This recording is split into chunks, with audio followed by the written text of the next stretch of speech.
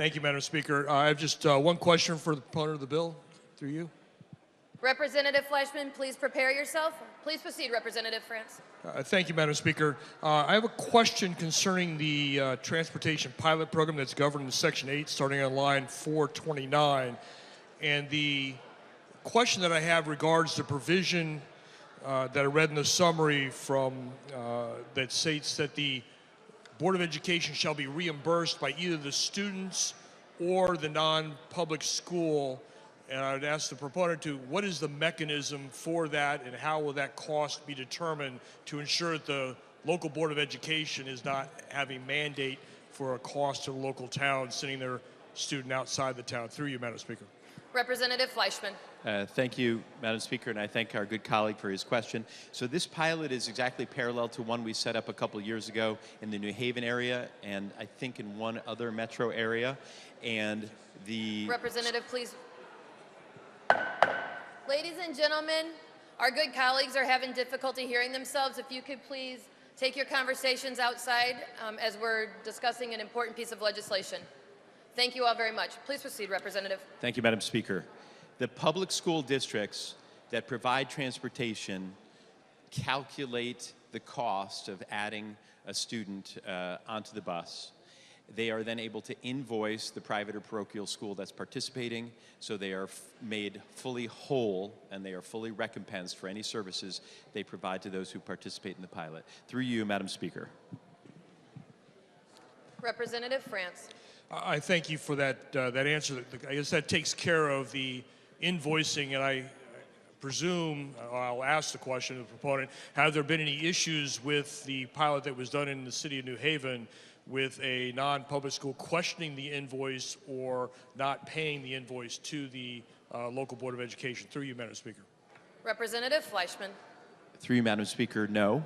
The partnerships that have been established so far have worked very well. The private and parochial schools are really appreciative of having this service available. Any invoice they receive from a public school is far less than the cost they would incur if they had to lease their own buses. So it's worked extremely well. Through you, Madam Speaker. Representative France. Thank you for that. That's good news. I appreciate that answer. The final piece is dealing with, it also allows for reimbursement by students. How would that mechanism work if the families were invoiced for the cost? I can clearly see where a local Board of Education would send an invoice to another school, in this case a parochial school was using the example, but how would, as is allowed under the wording, the private student be invoiced, and what mechanism would be made to ensure that the Board of Education was reimbursed? Through you, Madam Speaker. Representative Fleischman. Through you, Madam Speaker. To my knowledge, only schools have been repaying public school districts for the provision of school bus services so far under the pilot we've established. So I'm not aware of any individual families that have yet been invoiced, and it's my sense that this is as it's rolled out in the state of Connecticut, it's involved relationships between private and parochial schools and public schools, and families have been left out of the equation in terms of payment. Through you, Madam Speaker. Representative France. Thank you for that, and I understand and not doubtful that has been the only relationship in the past that has happened. My concern is that the statute allows a Board of Education to have the students reimburse the Board of Education, and I'm not certain how that mechanism and what authority a Board of Ed would have to dictate to a private family to reimburse for transportation in this case. I certainly understand how the relationship between the non-public school and the Board of Education would be productive and has been. My concern is that the statute also allows for billing of an individual family for that reimbursement, and how that would work and under what authority the Board of Ed could mandate a repayment from a private citizen for that cost, as is allowed under the statute. Even if it's not been used, it's allowed under the wording in the statute. Through you, Madam Speaker. Representative Fleischman. Through you, Madam Speaker. As this provision has yet to be utilized in the state of Connecticut, the question moves us into the realm of speculation to some extent. My best guess would be that if there were a circumstance where the private or parochial school, for some reason, was choosing to have families pay individually for their transportation costs, that the Board of Ed would send its invoice to the family in question.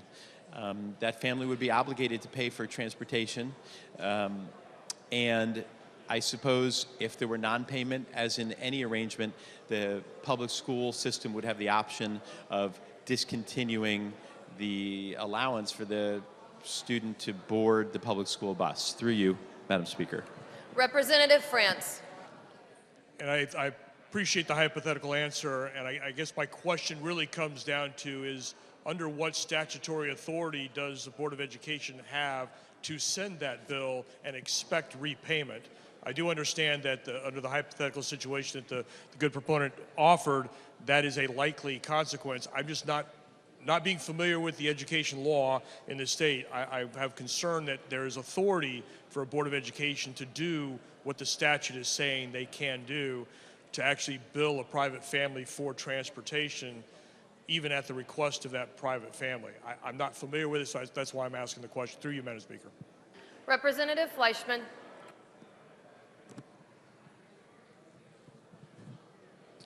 One moment, Madam Speaker.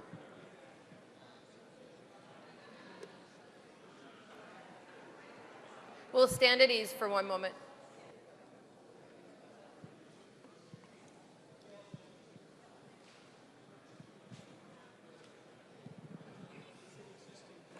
Chamber, come back to order. Representative Fleischman. Thank you, Madam Speaker. So this bill, like the measure that we passed a few years ago, in its language empowers the local Board of Education to invoice either the resident student or the non-public school in which such student is enrolled. So the language in this bill, like the language in the pilot bill that we passed a couple of years ago, gives the local education authority the power to go ahead and send that invoice to a family. But as I say, because the private and parochial schools themselves are such powerful advocates of this program, there is no invoice to my knowledge that has ever been sent to a family. All invoices have been sent to the private and parochial schools, which have recompensed the public schools. Through you, Madam Speaker. Ladies and gentlemen, again, our colleagues are having difficulty hearing and getting some clarification on this piece of legislation. Thank you so much for taking your conversations outside. Representative France.